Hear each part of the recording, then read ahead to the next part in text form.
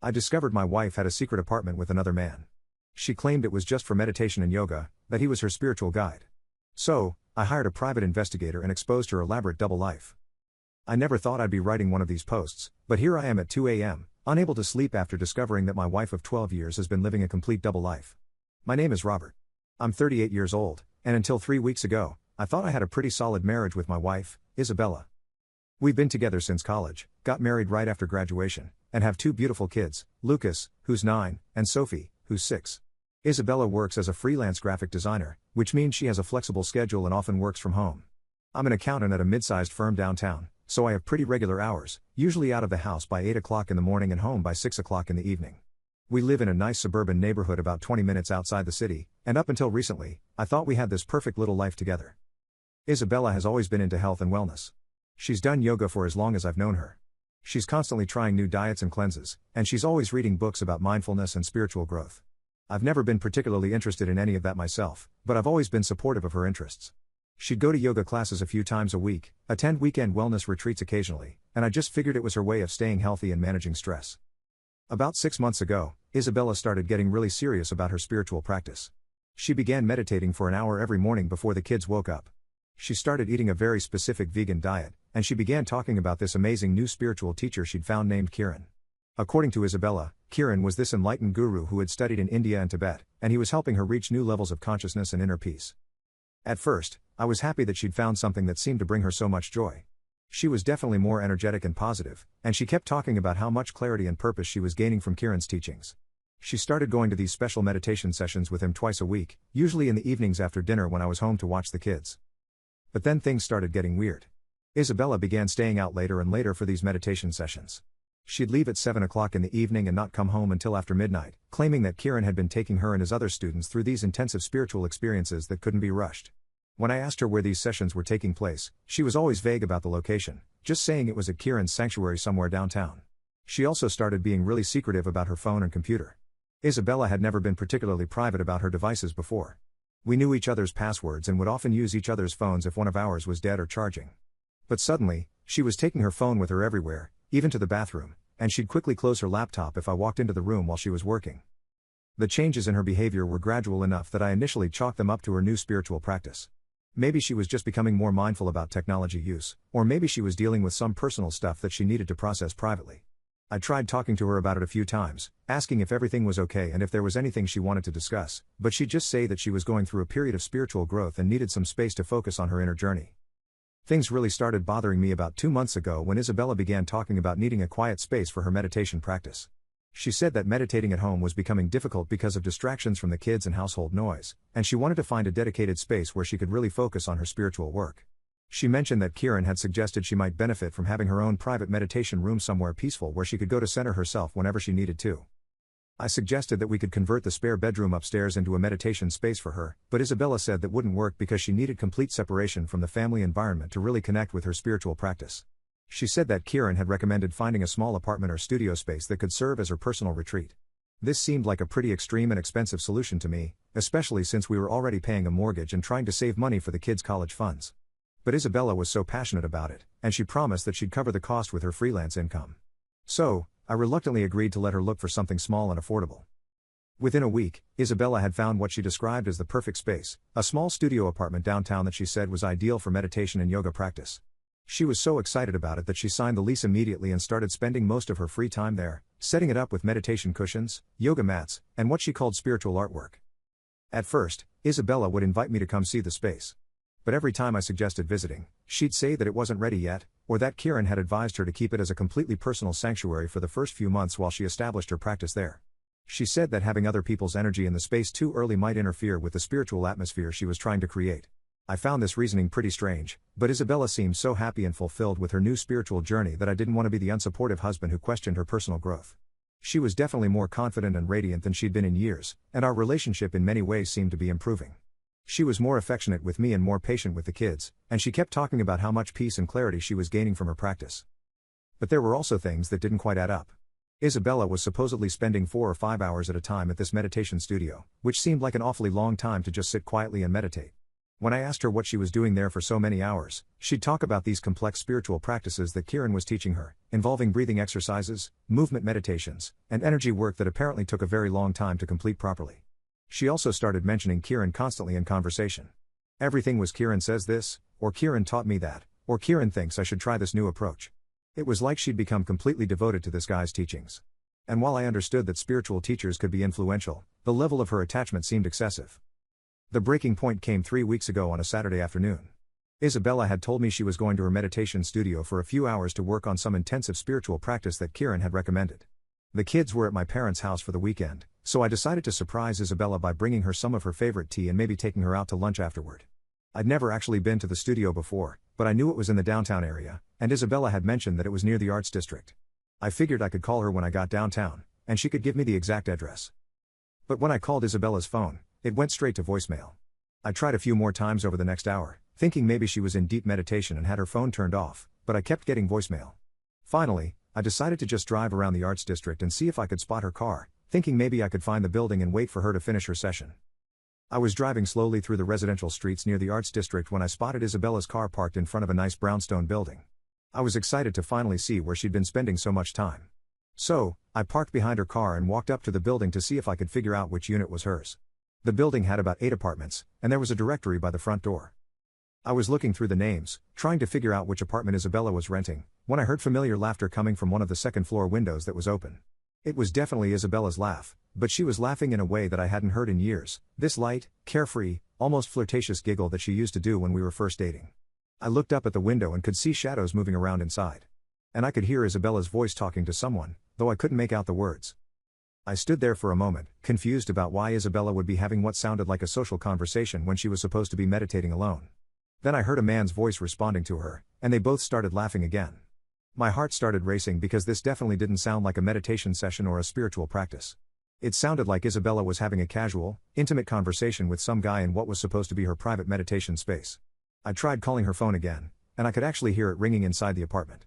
But instead of answering, I heard Isabella say something to the man about how she needed to turn her phone off because she was supposed to be unreachable during her spiritual practice time. That's when I knew for certain that something was very wrong. I walked back to my car and sat there for about an hour, trying to figure out what to do. Part of me wanted to go up to the apartment and confront Isabella directly, but another part of me was hoping there was some innocent explanation for what I'd heard. Maybe Kieran really was just her spiritual teacher, and they were having some kind of counseling session that involved talking and laughing. But deep down, I knew that wasn't what was happening.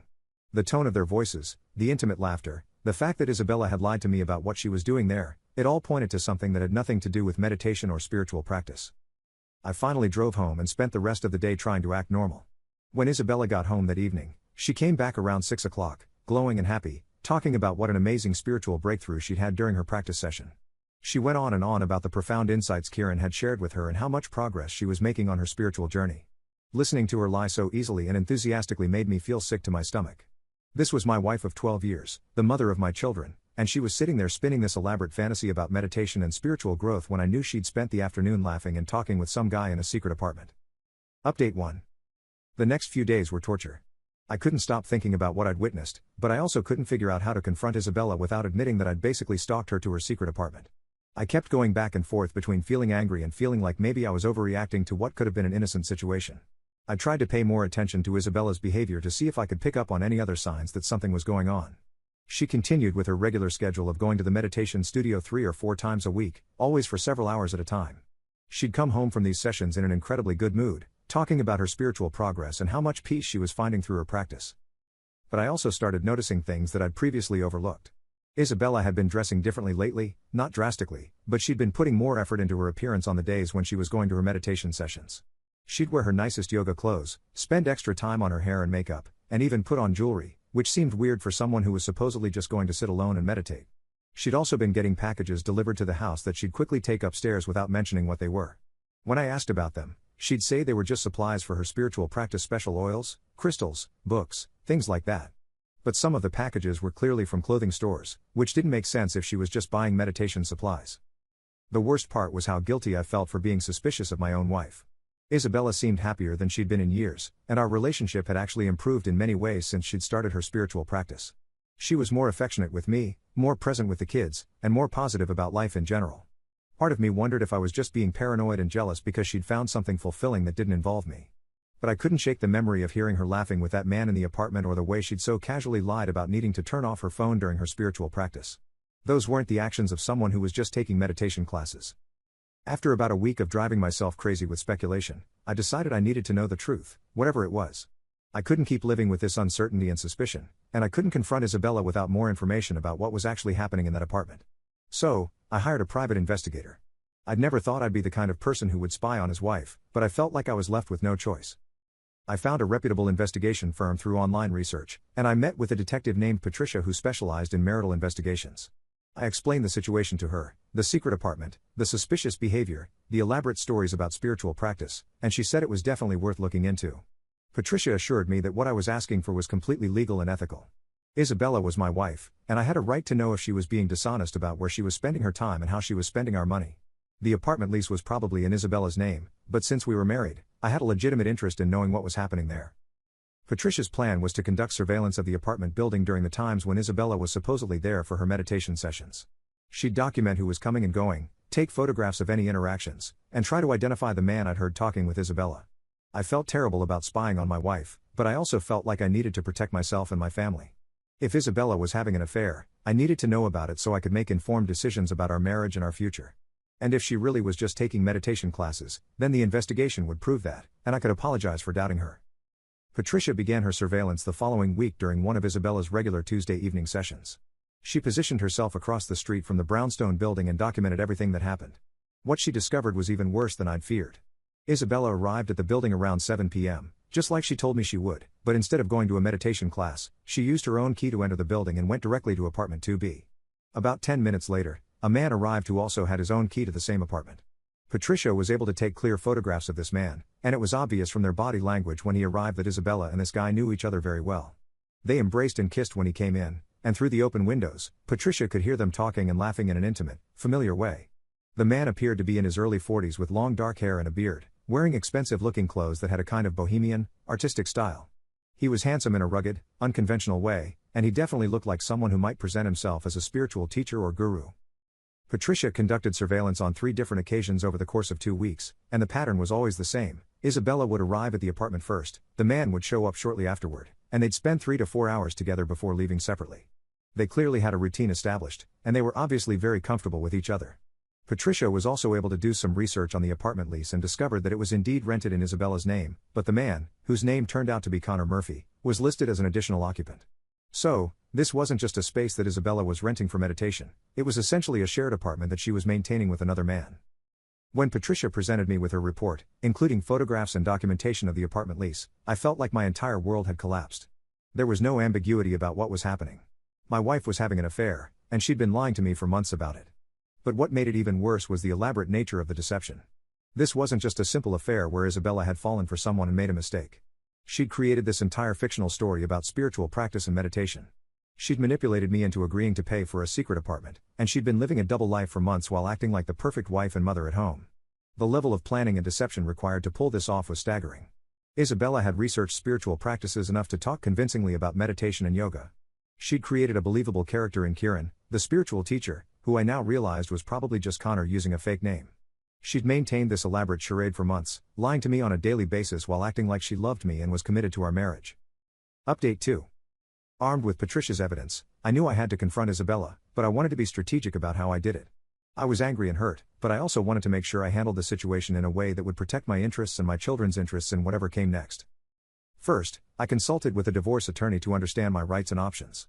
The lawyer reviewed Patricia's report and advised me that Isabella's affair and deception would definitely work in my favor if we ended up going through a divorce.